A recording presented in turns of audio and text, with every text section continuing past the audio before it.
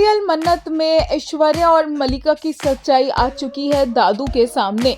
Already मलिका की सच्चाई मन्नत के सामने तो आ ही गई थी। घर पर ऐश्वर्या ड्रामे करने में लगी हुई थी कि मेरी बेटी मलिका को बचा लो। इतने में मलिका का फोन आता है ऐश्वर्या के पास और ऐश्वर्या को वो बताती है कि कैसे मन्नत डिलीवरी गर्ल बनके पहुंची थी खाना डिलीवर करने के लिए और उसे पता चल गया है कि मलिका यहाँ पर है और मलिका को फेक किडनैप किया गया है और अब मन्नत यहाँ से भाग गई है।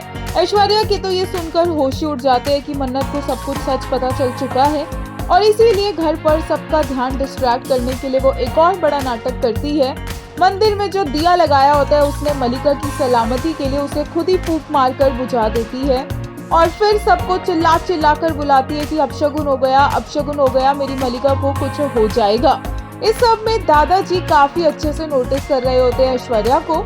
ऐश्वर्या पहुंचती है मलिका के पास उसी गोडाउन पर जहां उसे रखा हुआ है और वहां पर मलिका को बहुत डांट लगाती है कि वो एक दिन खाना खाए बिना नहीं रह सकती थी। क्या मन्नत कितनी ज्यादा स्मार्ट है ये वो जानती नहीं है। और अभी वो मलिका को सुनाई ही रही होती है कि तभी वहां पर दादू पहुंच जाते हैं और वो देख लेते हैं कि मलिका को ऐश्वर्या ने ही किडनैप करवाया है।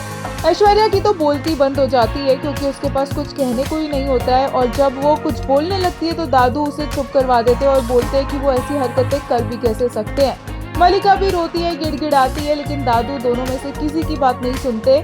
ऑब्वियस सी बात है कि जो ऐश्वर्या के रास्ते में आया है ऐश्वर्या बहुत अच्छे से जानती है उसे कैसे हटाना है। तो लगता है कि अब दादू का टाइम आ चुका है टाटा बाय बाय बोलने का, क्योंकि ऐश्वर्या का सच जिसको पता चलता है ऐश्वर्या उसे इतनी आसानी से जीने तो नहीं देती है।